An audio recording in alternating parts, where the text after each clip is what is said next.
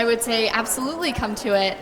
It was a lot of fun, and I would guarantee that you would take something from it. If someone were on the edge about going to or even organizing a workshop, what would you say to them?